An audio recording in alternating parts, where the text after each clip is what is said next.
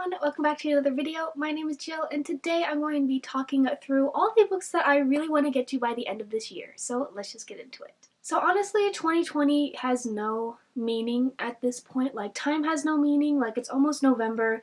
I don't know when I'm going to upload this, so it might already be November. And like, that's insane. Like, I still feel like I'm stuck in like a time loop that's like in March. Like, I feel like I'm just like reliving the same days over and over again. So since it's November and I haven't really been doing like any TBRs on my channel just because I haven't had a lot of time with university and stuff, I decided just to do sort of like an end of the year TBR.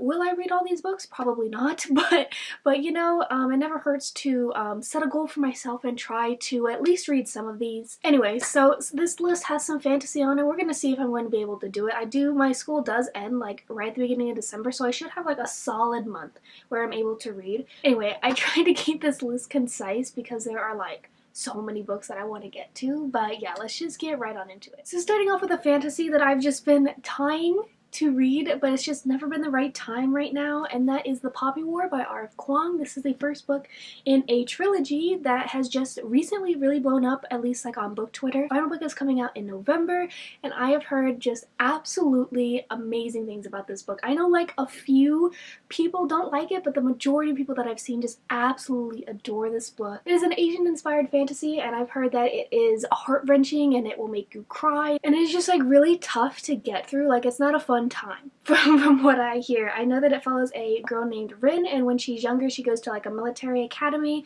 and then halfway through the book the place that she is in ends up going to war, and I know there's magic, like Rin, the power of a phoenix or something like that. As you can tell, I don't know like a ton about the specifics. I've just heard that it is such a poignant and important story, and like I said, I've really been wanting to read some more Asian inspired stories, so I really hope that I'm able to get to it by the end of the year. I'm sure that it's going to absolutely destroy me. Next, it bothers me when I don't finish series, and so the next book that I really want to read by the end of the year is Dark Dawn by J. Kristoff. This is the final book in the Nevernight series. I read the first two books, and I kind of needed to take like a couple months in between each book just because these books are a lot. The first book follows a girl named Mia, and she goes to this academy type thing in order to become an assassin, in order to get revenge on the people who killed her parents, and it's really ruthless. By the second book, like, the whole world explodes and like all kinds of stuff happens, and I'm excited to see what happens in this book because the second book left off on such a cliffhanger. But I'm sure this is going to be heavy. I've heard mixed things about this last book. Some people said it's great, some people hate it.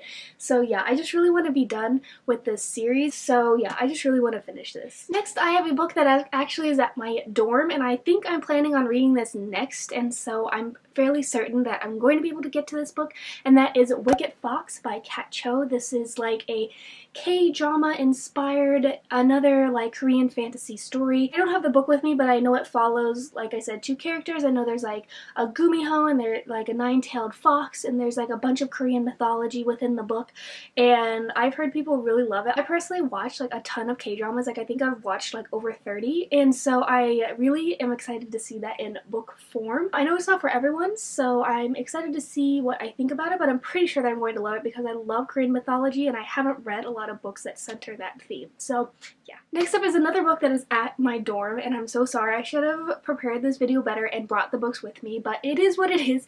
The next book I have is The Heart of Betrayal by Mary E. Pearson. This is the second book in the Kiss of Deception series. Again, I really am trying to finish series, or at least like, you know, read sequels and stuff before I forget the events of the first book. I read the first book like back in July, and I was pleasantly surprised by how much I liked it. Like, I thought that it was going to be like really cringy, but it was cringy, but I was having a good time with it, you know? Yeah, so hopefully I'll be getting to this one soon too. Next, I have a reread that I really want to get to before the end of the year, just because I've been meaning to reread the series. The fourth book is coming out towards the end of this year. It's coming out so soon, and I remember just loving these books when I read them the first time, and that is the An Ember in the Ashes by Saba Tahir. I read these books like back when it came out, like when it had the old covers. Loved it, and I think I read the second book and also loved it. I never got to the third book though, but yeah, I've completely forgot everything. But I know this is like a kind of Roman inspired fantasy. It follows a girl named Laia and a guy named Elias, and like one's a soldier and one's like a spy, like a forbidden romance aspect. And yeah, I'm really excited to get to this one too.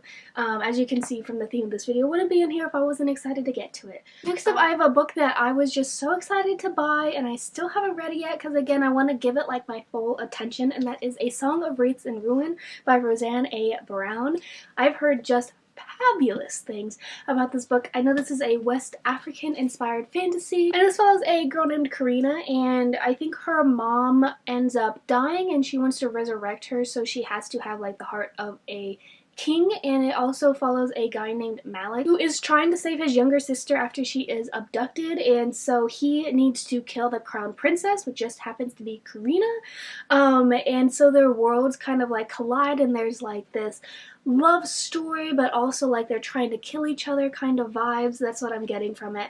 And like I said, I've just heard amazing things about this book, and I feel like I really need to read it by the end of the year. I was just looking at who blurbed this book, and Brittany Morris, who's the author of Slay, which I absolutely loved, blurbed this book, so that makes me even more excited. But yeah, like the cover and design is so beautiful. Hopefully I'm able to get to this one by the end of the year. Next, I have Legend Born by Tracy Dion. This is another book that I really want to get to because I've been hearing amazing things about this book. Like, I saw the cover and I was like, oh, that's so great, but I haven't really heard a lot of buzz about it. And then suddenly, everyone is talking about how great it is. I know it has a bunch of representation, a bunch of diversity. It's like a King Arthur retelling where this girl ends up discovering like this secret society that are like the descendants of like King Arthur or something like that.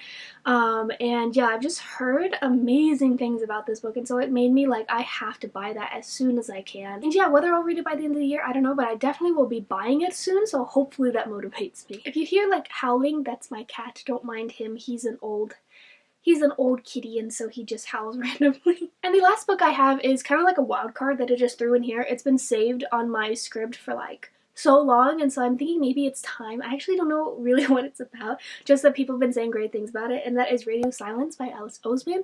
And with this is kind of like any Alice Oseman book because I also have Loveless and Heartstopper on my shelves by her.